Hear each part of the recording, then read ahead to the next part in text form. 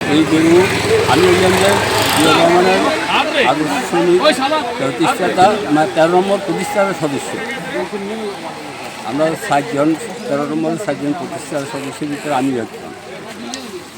এই গরু আমি জিয়া রহমানের শাহাদাত বার্ষিকীতে উপহার দিচ্ছি। আমি অনেক কষ্ট নিয়ে ফাইছি সৌরত্ব ফালিয়ে এটা এখন আমি জিয়া রহমানের শাহাদাত বার্ষিকীতে